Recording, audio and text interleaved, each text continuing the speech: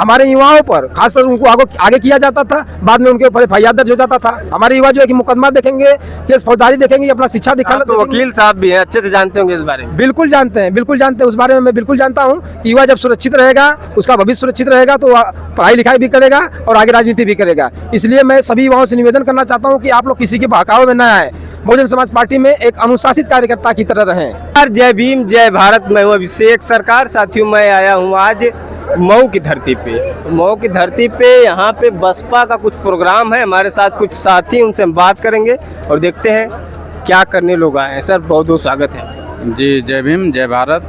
क्या माहौल है, क्या करने आए आप लोग? आज हम लोग 5 जुलाई 2026 को बहुजन समाज पार्टी की विधानसभा प्रभारी प्रत्याशी की घोषणा हुई है। मऊ जिले में हम लोग आए हुए हैं। विधानसभा गोहना मोहम्मदाबाद पड़ता है। कौन से प्रत्याशी हैं? ठीक ठाक हैं जी।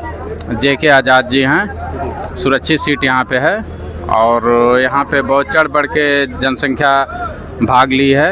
लगभग 25 से 30 हज़ार की संख्या में भारी वर्षा के बीच में पूरी पब्लिक आई थी और जोरदार उनका स्वागत किया गया।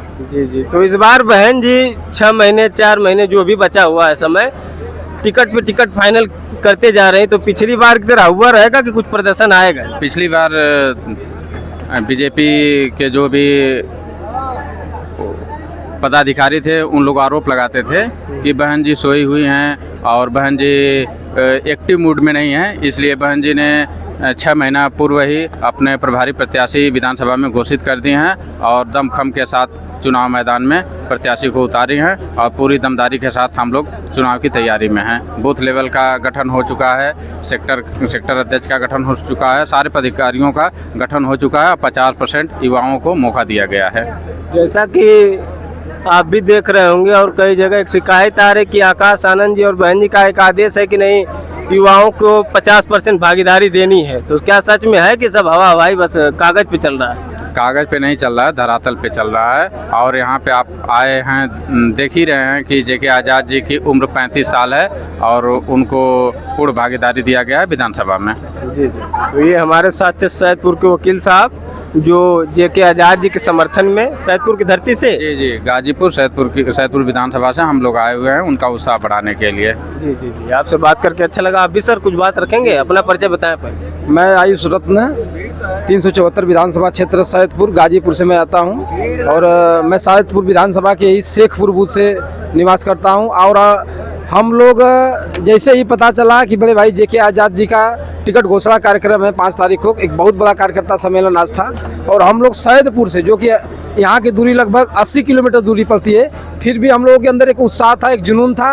बड़े भाई JK आज़ाद जी के समर्थन में हम लोग आए और यहाँ पे कार्यक्रम बहुत ही सफल रहा। एक ऐतिहासिक कार्यक्रम रहा 5 जुलाई वाला। बारिश भी खूब हुई भाई, बारिश भी खूब हुई, लेकिन इतनी बारिश में भी इतने युवा हैं, इतने नौजवान साथी हमारे आए थे और माताएं बहनें भी आई थी। आपने अगर पहले दिखाया होगा तो भीड़ देखी भी होगी। बहुत सारे हमारे युवा कार्यकर्ता आए थे और वही बात है ना, जिधर जमानी चलती है उधर जमाना चलता है।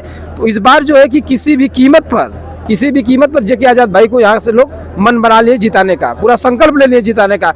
हम लोग रामगढ़ में पिंटू यादव को जिताने के लिए भी वहाँ गए थे और उनके समर्थन में गए थे। पिंटू यादव भी जीत गए और हम लोग इधर मऊ जिले में पहले प्रत्याशी जो घोषित हुए हैं माननीय JK आज़ाद जी, इनके समर्थन हम लोग यहाँ भी आए हैं। और पैसे से आए? ये भी कहीं बीजेपी का पैसा तो नहीं है? बीजेपी का पैसा नहीं है भाई साहब, सर आरोप लगता है, इसीलिए मैं पूछ रहा हूँ। ये सब अफवाह जो फैलाते हैं, प्रोपेगेंडा फैलाते हैं, वो सब अफवाह है। हम लोग स्वयं की कमाई से, अपने अंश से आपस में चंदा लगा करके सैदपुर से यहाँ आए हैं मऊ जिले की मोहम्मदाबाद विधानसभा सीट में। और आपने देखा होगा कि बहुत ही बढ़िया कार्यक्रम रहा। बहन जी ने जिस प्रकार से 50% युवाओं को भागीदारी देने का काम किया है, निश्चित है कि 2027 में हम लोगों की सरकार बनेगी। जी जी। तो क्या इस बार जो युवा बहक रहे हैं उनके लिए कुछ कहेंगे? कहीं वो फिर पिछली बार की तरह इधर उधर 2-4 हज़ार के चक्कर में कहीं बसपा का प्रत्याशी? ऐसी कोई बात नहीं। युवा इस बार निश्चित है, युवा ने पिछले चुनाव 2022 में भी देख लिया, 24 में भी देख लिया। संविधान बचाने के नाम पर, अक्षर बचाने के नाम पर हमारे वोटों को किस प्रकार से छला गया। और युवा इस बार चंद्रशेखर रावत को भी देख लिया है कि कि वो किस प्रकार से हमारे युवा समाज को गुमराह करते हैं। हम लोग भी बहुत बढ़िया लाइक करते थे चंद्रशेखर आजाद जी को, बहुत बढ़िया उनको फॉलो करते थे, उनका सम्मान करते थे। लेकिन हम लोगों ने देखा कि जहाँ जहाँ कार्यक्रम होते थे हमारे युवाओं पर खासकर उनको आगे किया जाता था, बाद में उनके ऊपर FIR दर्ज हो जाता था। हमारे युवा जो है कि मुकदमा देखेंगे, केस फौजदारी देखेंगे, अपना शिक्षा दिखाना। तो वकील साहब भी हैं, अच्छे से जानते होंगे इस बारे में। बिल्कुल जानते हैं, बिल्कुल जानते हैं, उस बारे में मैं बिल्कुल जानता हूँ कि युवा जब सुरक्षित रहेगा, उसका भविष्य सुरक्षित रहेगा तो वह पढ़ाई लिखाई भी करेगा और आगे राजनीति भी करेगा। इसलिए मैं सभी युवाओं से निवेदन करना चाहता हूँ कि आप लोग किसी के बहकावे में न आए, बहुजन समाज पार्टी में एक अनुशासित कार्यकर्ता की तरह रहें। अच्छा, ये चुनाव क्या 24 का जो चुनाव हुआ था जिसमें बसपा का ग्राफ गिरा, क्या वैसा ही चुनाव होगा कि कुछ अलग होगा इस बार? नहीं, इस बार 2027 में आप देखेंगे कि जो है कि निश्चित है इस बार 2027 में बहन जी की 5वीं बार सरकार बनेगी, पूर्ण बहुमत की सरकार बनेगी, इसमें किसी भी प्रकार कोई अंदेशा नहीं है। आज यहाँ पे रैली में कैसे पूर्ण बहुमत सरकार बनेगी सर, कुछ बताएंगे? सर्व समाज के लोगों का यहाँ पे समर्थन है और यहाँ पे माइनॉरिटी, OBC और बैकवर्ड खास करके मुस्लिम समाज के लोग चढ़ बढ़ के हिस्सा ले रहे हैं। अब की बार 7% वाले के साथ नहीं जाएंगे, 22% वालों के साथ मुस्लिम समाज जाने का पूरा मन बना लिया है। अच्छा, एक चीज़ और देखिए, सहारनपुर में जो एक नारा चला है कि 2-2 और 4 होते हैं, आपने देखा होगा कि अब इस बार 7% वालों के साथ नहीं 22% वालों के साथ जाएंगे। तो क्या सच में ऐसा हो पाएगा? आपके कार्यकर्ता कर पाएंगे सब? अब की बार सारे कार्यकर्ता तन मन धन से जुड़े हैं और धरातल स्थल पे जुड़े हैं। सभी लोगों से भाईचारा कमेटी अपना बनी हुई है, सभी लोग से संपर्क साध रहे हैं और 22% के साथ 18.5% मुस्लिम समाज जाने का मन बना लिया है। और ब्राह्मण समाज ने शंख बजाया है हाथी को लखनऊ पहुंचाने के लिए। ब्राह्मण समाज शंख बजाएगा, हाथी लखनऊ जाएगा। अच्छा, एक और लास्ट सवाल, उसके बाद सवाल ख़त्म करूँगा, लेकिन जवाब दोनों लोग से चाहूँगा। बसपा को मैंने जो देखा है कि बसपा का कैडर बेस अच्छा है, लोग बहुत ज़्यादा संख्या में है, लेकिन माहौल बनाने में गड़बड़ हो जाता है कहीं न कहीं, और बसपा के खिलाफ नैरेटिव बनाने में विरोधी पार्टियां से कामयाब हो जाती हैं, जिसका नुकसान बसपा को बहुत होता है। तो क्या इस बार आप लोग तैयार हैं?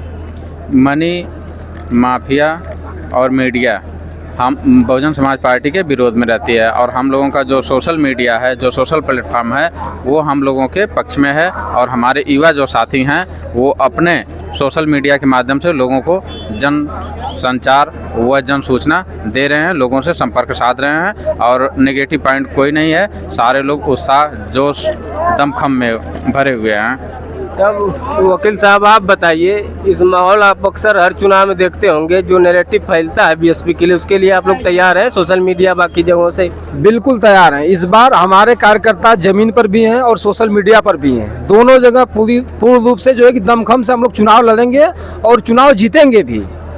पूरे पूर्वांचल में इस बार बहुजन समाज पार्टी की लगभग 70 से 80% सीटें निकलेंगी और हम लोग जो है कि उत्तर प्रदेश में पूर्ण बहुमत की सरकार बनाएंगे, यह मैं पूरे दावे के साथ कह रहा हूँ आपको। चलिए, आप लोगों से बात करके बहुत अच्छा लगा। मैं आया था मऊ जिला में, मोहम्मदाबाद की यहाँ गोहना सीट है, जहाँ से JK आज़ाद जी को बहन जी ने हाल ही में पूर्वांचल की पहली सीट है जो जिसका सीट कन्फर्म हुआ है। तो आप लोग चैनल को सब्सक्राइब कीजिएगा, वीडियो को लाइक कीजिएगा और अधिक से लोगों को BSP वाला चैनल से जोड़ने का प्रयास कीजिएगा।